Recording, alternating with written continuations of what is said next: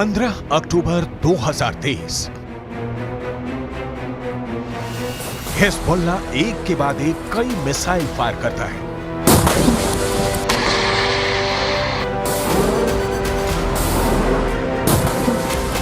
पहला हमला, टावर उड़ गया।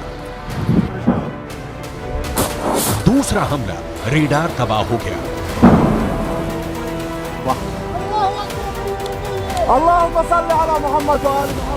तीसरा हमला, एक और अड्डा तहस नहस हो गया।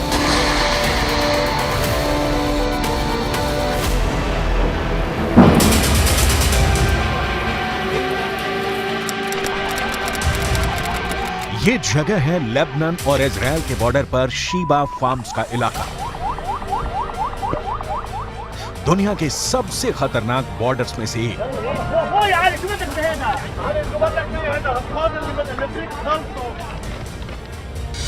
और यहां बने हैं इजराइल के 5 बहुत ही खतरनाक अड्डे। अड्डा नंबर 1, अड्डा नंबर 2, अड्डा नंबर 3, अड्डा नंबर 4, अड्डा नंबर 5। ये जगह गोलान की पहाड़ियों के उत्तर में है और यहाँ पहाड़ों की ऊंचाई 1500 मीटर तक है। नीचे लेबनान का इलाका और यहीं से अटैक लॉन्च किया गया। इस ग्राफिक से समझ सकते हैं इस इलाके की टोपोग्राफी, कौन कहां मौजूद है, कौन सा इलाका किसके पास है।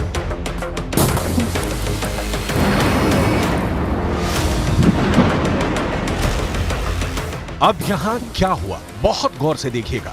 यहां लेबनान के इलाके में हिजबुल्ला का पूरा कंट्रोल है और उसने निकाली 3 बहुत ही खतरनाक एंटी टैंक मिसाइल और मल्टी बैरल रॉकेट लॉन्चर। ये मिसाइल ईरान से सप्लाई की जाती रही है और ऐसी मिसाइलों का हिजबुल्ला के पास बहुत बड़ा जखीरा है।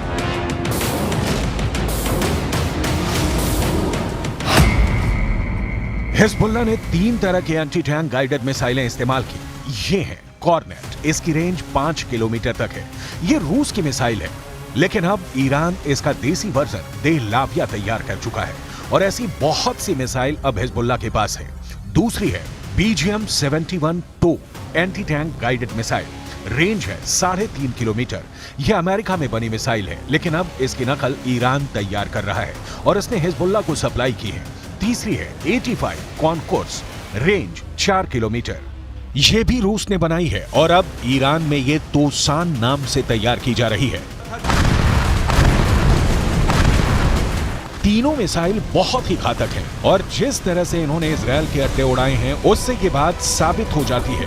हिजबुल्ला का दावा है कि उसने ये हमला लेबनान में इजराइल के हमले के जवाब में किया। इजराइल के हमले में एक पत्रकार की मौत हुई है, जबकि कई घायल हुए हैं। इस वीडियो में देखा जा सकता है कि कुछ पत्रकार घायल हालत में हैं और पास ही एक गाड़ी जल रही है। इजराइल पर इस हमले का आरोप लगा है।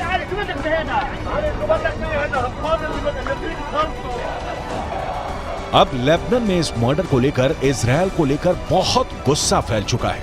इजराइल के खिलाफ बेरूत में लगातार प्रदर्शन हो रहे हैं। इसी को देखते हुए अब हिजबुल्ला ने क्या किया है, वो बहुत गौर से देखिएगा।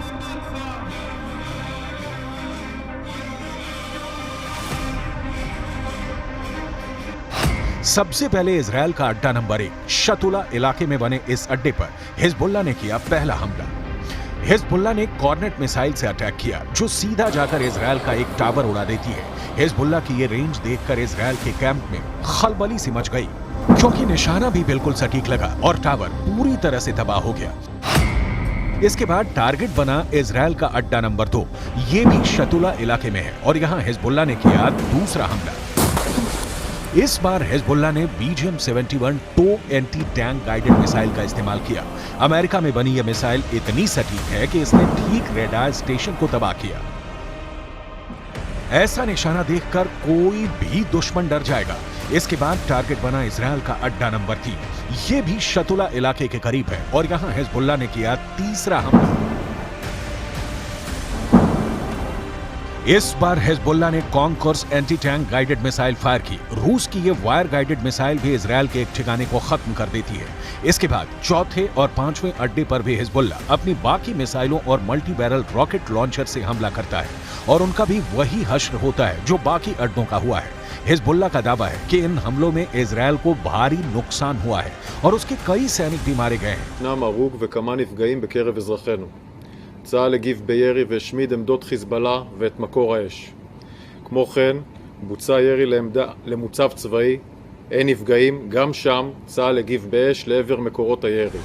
समझ लीजिए कि इस वक्त इजरायल और लेबनान के बॉर्डर पर आग लगी हुई है और ये सब कब युद्ध को 10 गुना भड़का सकते हैं, इसके बारे में दुनिया में सिर्फ 4 लोग जानते हैं। पहले हैं इजरायल के प्रधानमंत्री बेंयामिन नेतन्याहू, दूसरे हैं ईरान के राष्ट्रपति इब्राहिम रईसी, तीसरे हैं अमेरिका के राष्ट्रपति जो बाइडेन और चौथे हैं यूरोप से लेकर अमेरिका तक सबको हिला देने वाले रूस के राष्ट्रपति व्लादिमीर पुतिन। लेकिन इस वक्त सबसे ज्यादा एक्टिव ईरान है। ईरान के विदेश मंत्री हुसैन अमीर अब्दुल्लाहिया ने कहा है कि अगर इजरायल ने गाजा पर बमबारी नहीं रोकी तो हिजबुल्लाह ने ऐसी तैयारी की हुई है कि इजरायल में जलजला आ जाएगा। در اسرائیل علیه شهروندان و غیر نظامیان در غزه فوراً متوقف شود.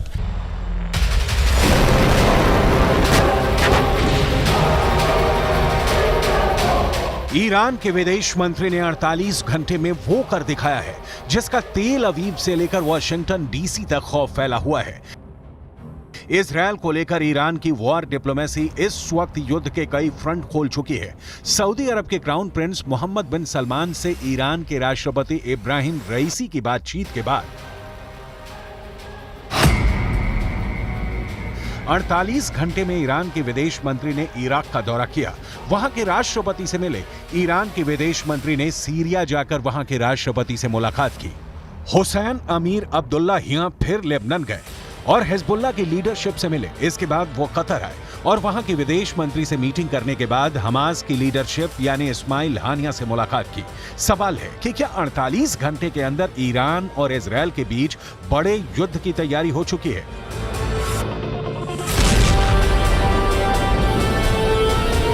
इजरायल ने भी लेबनान बॉर्डर पर हमले का वीडियो जारी करके बताया है कि वो हिजबुल्लाह को छोड़ेगा नहीं।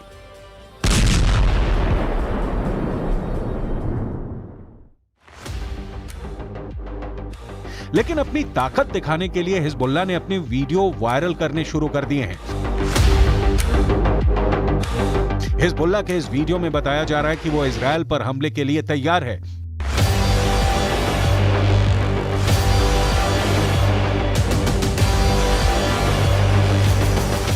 इस वीडियो में हिजबुल्लाह का मैसेज साफ है कि उसका अटैक ऐसा होगा जो इजरायल रोक नहीं पाएगा।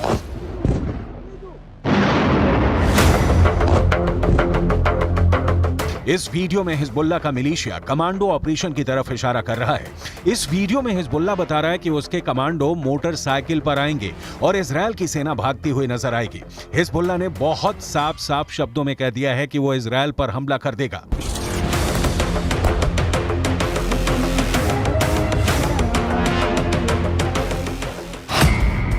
अगर इजरायल की सेना फिलिस्तीन के गाजा में घुसी तो वो उत्तरी सीमा की तरफ से इजरायल पर चढ़ाई कर देगा। इजरायल और लेबनान के बीच करीब 130 किलोमीटर लंबा बॉर्डर है और यहाँ संयुक्त राष्ट्र की शांति सेना तैनात रही है। इसमें भारत की फौज भी शामिल है। इस वक्त इजरायल को गाजा से ज्यादा इस बॉर्डर की टेंशन है, क्योंकि अगर इजरायल गाजा में घुसा तो हिजबुल्लाह उत्तर की तरफ से इजरायल पर हमला बोल देगा। Fighters fired an anti-tank missile towards Israeli troops. There was a short battle and the situation eventually calmed down. Afterwards, Hezbollah sent drones into Israel and also fired surface-to-air missiles against an Israeli aircraft. All of those two attempts were successfully intercepted by the IDF, but the situation on the northern border remains very tense, and we are monitoring the activities of Hezbollah very closely with additional enhanced capabilities in the north, prepared for any eventuality that may happen. दक्षिण Lebanon और उत्तरी Israel के बीच जो border है वहां तनाव बहुत ज्यादा है। यहाँ अफरा तफरी के बीच खामोशी है जो तूफान से पहले देखी जाती है। इसलिए यहाँ के लोगों को भी पता है कि बहुत जल्दी युद्ध का एपी सेंटर गाजा से निकलकर लेबनान तक पहुंच सकता है।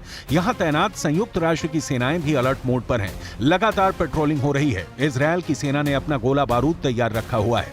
तोपों से जो गोले फायर किए जाएंगे वो पहले से ही रेडी मोड पर रखे गए हैं। इजरायल की रिजर्व फोर्स भी आसपास के इलाकों में तैनात की जा रही है। ये हमवी गाड़ियां हैं जो लगातार यहां तक फौज पहुंचाने में लगी हुई हैं। 2006 के बाद इस बॉर्डर पर इससे ज्यादा तनाव नहीं देखा गया और अब हिजबुल्लाह की वार्निंग के बाद सबकी नजर ईरान पर भी है और उसके एक दोस्त सीरिया पर भी है।